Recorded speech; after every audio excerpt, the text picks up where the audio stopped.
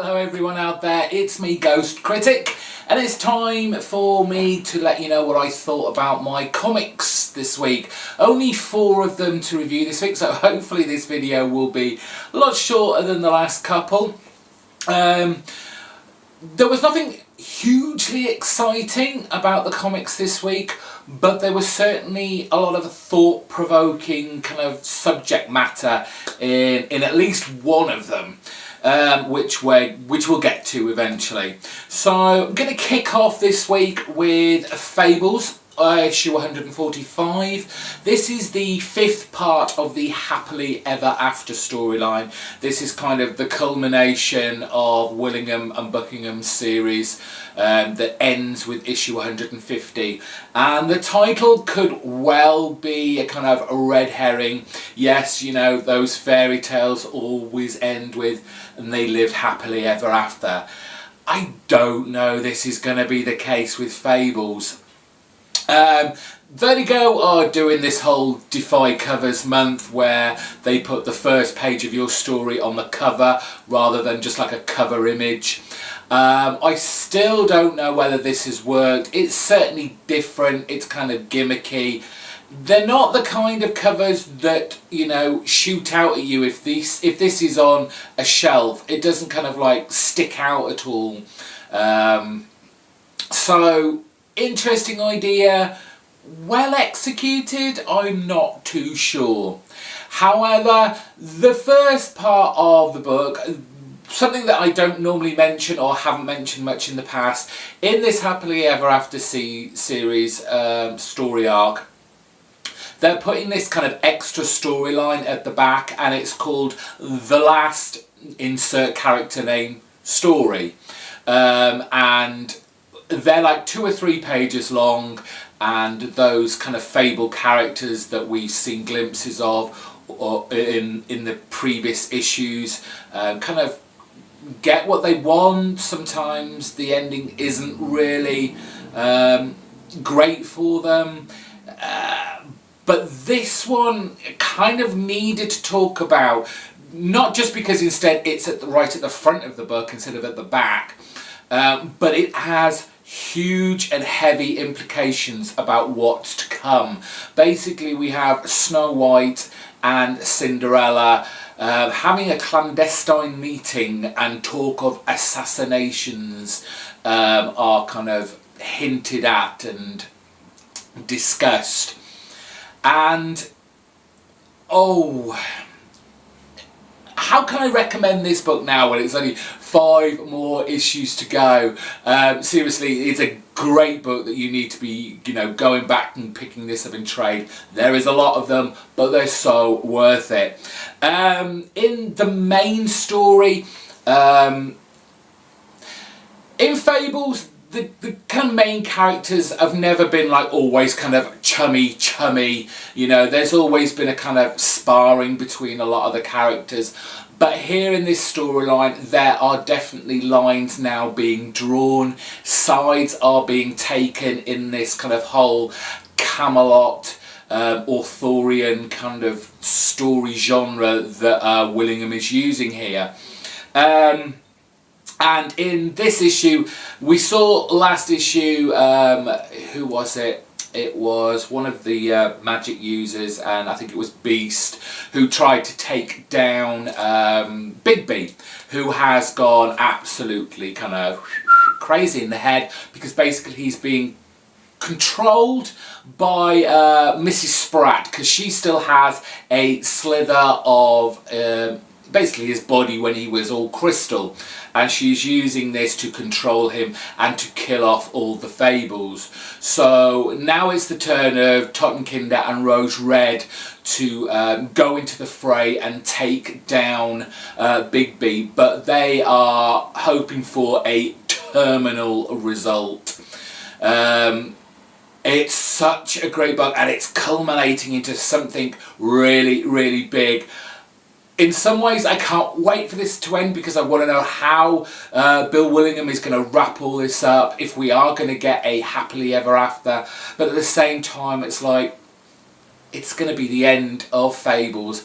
I don't know what they could possibly replace this with. Hinterkind is not its replacement. It's something really pretty different to this. And for one of Vertigo's longest running series, it's going to be a sad day when this finally finishes. Batman Eternal issue 28, and I haven't read Batgirl 35. I don't read Batgirl. I know a lot of people, from hearing your thoughts about it, that you're not happy about the betrayal, well, it is a betrayal, but more the portrayal of Barbara Gordon as Batgirl by this new creative team. From what I hear, however, this here is maybe a little closer to what we expect from Batgirl. But before I get to that part of the storyline, this is very much it is a female-centric issue, because on the flip side of the Batgirl storyline, we have Catwoman. Catwoman was just kidnapped at the end of last year by the ferryman, is it Bones? Obviously, he has past history with Catwoman and is basically putting on a public execution of Catwoman. Obviously, things turn. It's a turning point, where Killer Croc crashes the party. He's looking for his kind of young ward, I guess. This young girl called Jade that Abanescu's kidnapped, taken, is selling on to the ferryman for not quite sure the reasons for it. But he crashes the party. Catwoman manages to escape, but tragedy still strikes in this very kind of violent and kind of thrilling story arc of this part of the book. This tragedy is really the impetus, again, the turning point, I guess, for Catwoman and her. What we already know is going to happen. She's going to become this kind of crime lord, this kingpin of crime within Gotham. And this is certainly the impetus of her beginning her rise to it. And it kind of feels like, you know, she's not going to be an evil crime lord, if you can call it that. Maybe she's going to be a little bit more benevolent. This is the kind of crime lord that's going to try and keep the peace between the crime gangs and the mob bosses, perhaps, given kind of like the tragedy of this book that had been her impetus for, you know, wanting to do this. On the flip side, we have Batgirl. She's trying out a bit of bungee jumping for Bard, throwing him off roof ledges. It's all very kind of... It's strange because Batgirl, this is kind of her at her extreme, but she won't go that step further where, you know, she will let go of that rope. It'll always be inches from the ground before she can suddenly grabs the rope again to avoid, you know, death. And this is for Bard. And it's Red Hood Jason that shows her that, you know, she's always been better than the rest of them. I think he quotes a line that you know, you were better than all of us Robins. You know, she has the heart. She, despite, you know, whatever happens to her and, you know, the characters that go around her, she won't take that step beyond where she will kill someone. It's quite an interesting scene. There's kind of a cut down from Red Hood at the potential kind of romantic leanings the two between them had, but that clearly is not going to come to fruition, unfortunately, because I thought they kind of made a nice kind of couple. The only thing that really bothered me about this issue, and it is the curse of a weekly series when you're using so many different artists, but especially in this one. The art was great, I loved this art, but the portrayals of the characters were so different and not in keeping with those particular characters. I mean, Bard looks like this kind of teenage stoner dude in his kind of hoodie and his kind of geek specs. We've got Ibanescu, who from the last issue was kind of this portly elderly gentleman, and in this issue he kind of looks like kind of predatory younger uncle. And Jade herself, you know, who's meant to be this kind of, I don't know, maybe a 9 or 10-year-old child, you know, this small person in such a huge world, struggling to survive. And in this issue, she just kind of came across as kind of one of those stroppy teenagers. So that was my only kind of irk about this issue. There was a lot of good stuff, obviously the Catwoman stuff, her ascension now, her gradual ascension to becoming this crime lord. So all in all, much better issue than I've been like reviewing lately. Good stuff. It's Batman Eternal. I'll always be on it till the end. Deadly Class issue 8, and what just an awesome cover here. I love the kind of Mexican kind of skull motif skeletons artwork, but here we have kind of another quietly intense installment.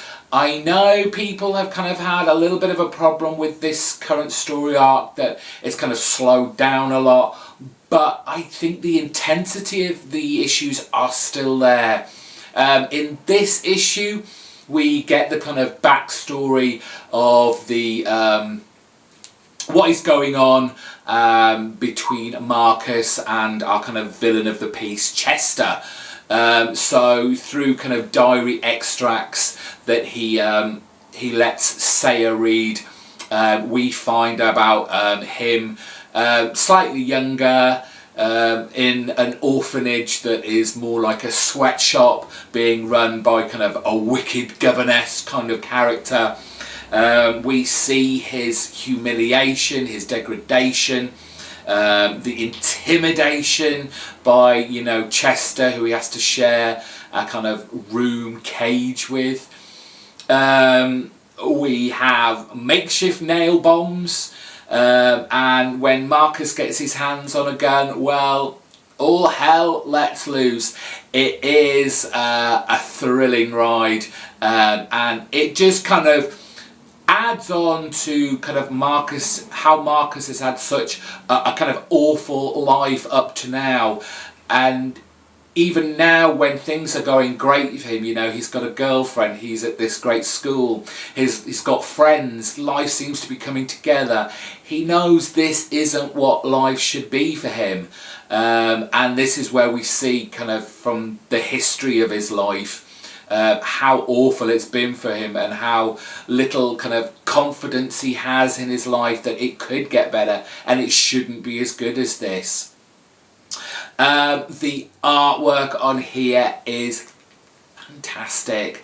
Lowridge's colouring on this, because a lot of it, it's kind of bookended by this very kind of sombre, muted white and greys, while Marcus is talking to Saya on a rooftop. And then when we go into his kind of flashbacks of his history, we get these kind of monochromatic pages blasting us with hues of green, of orange, of yellow. They kind of work with the scenes that are in there, giving, you know, the connotations that we have with those particular colours. But it is just amazing. I love this book. What else can I say? Deadly Class, top book. We finally come to Trees in issue 6. Now, I've left it till last, not because I necessarily thought it was the best book of the week, but it was certainly the most thought-provoking and well-written book of the week. I don't think Trees is what we really expected this title to be, especially right now. We have this kind of premise of this alien invasion, but from underneath rather than coming from above in the sky, in space. But this issue deals with something entirely different, and this kind of slow burn of a title has always, since it began at the crux, has been about the characters and how they are dealing with their life in the shadow of these trees. And the kind of scenarios that they go through may not have anything to do with the trees per se, but you know, they're always there looming in the background. But Warren Ellis does such a great job fleshing these characters out. In this issue we've got Chen and his uncle, and there is this great kind of huge chunk of this about sexual identity. We saw in a last issue Chen had been part of this kind of, say what it is, it was an orgy. You had men and women, he was lying there obviously after the event, and he is coming to grips with his own sexual identity. He is struggling with who he is and where he fits in, especially in this kind of bohemian lifestyle that he's entered into in this kind of paradise city, I guess, amidst all the chaos that the trees have thrown at the world. And it was a great, I mean, at times, only very slightly, it felt kind of preachy, but at the same time, I think this is a conversation that a lot of people within the LGBT community have had, or would have liked to have had with someone, being able to discuss so freely their confusion, their kind of anger with themselves, not knowing who they are and how they fit in. And his uncle, who previously was pretty much his auntie, is there for a shoulder. It's kind of like this great pep talk for Chen, which motivates him almost to go and talk to Zen, who, for want of a better word, he's fallen in love with. And so you have that kind of, it is strange kind of relationship where we have Chen in love with a woman who used to be a man. So that just kind of, I can understand how he could be confused about the feelings he has. But so well written by Warren Ellis. The dialogue in this was just really, really good stuff. The artwork by Jason Howard, amazing, amazing. All the characters have these kind of great facial expressions. No one is that kind of similar to each other, where you don't know who you're actually reading, who you're actually listening to.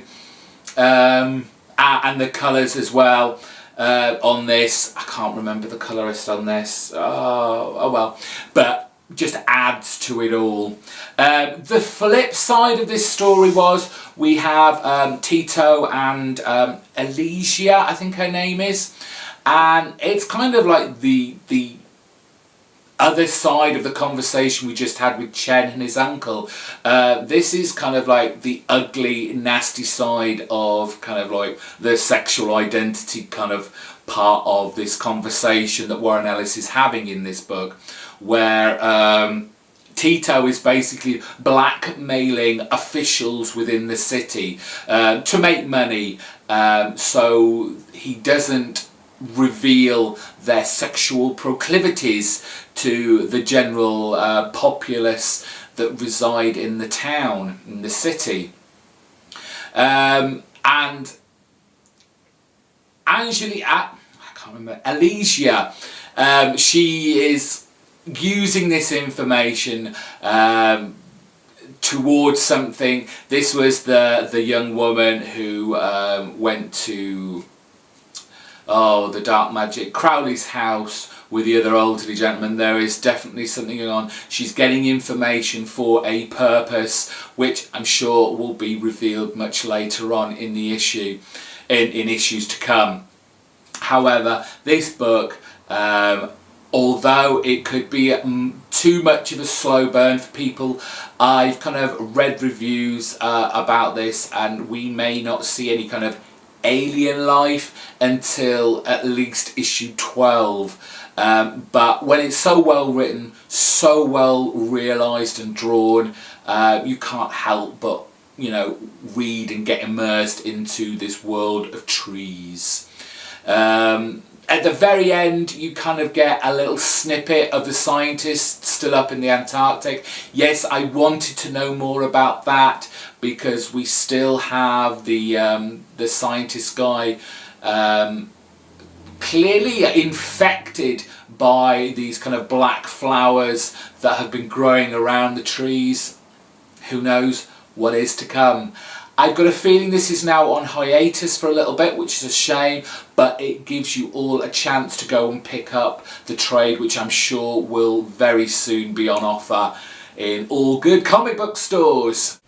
And that's it for this week. Thank you for watching. They were my thoughts, my opinions, my reviews of the comic books I picked up this week. Hope you enjoyed that and stuck out to the end. If you're new here, please hit that subscribe button, then you won't miss out on any more of my videos. Give this video a thumbs up, it's always appreciated. And in the comment section down below, let me know what you thought of the books that I read this week. Did you agree or disagree with my feelings about them? Always interested in your opinions and thoughts too. Until next week, have a great weekend, enjoy reading your books. Bye bye.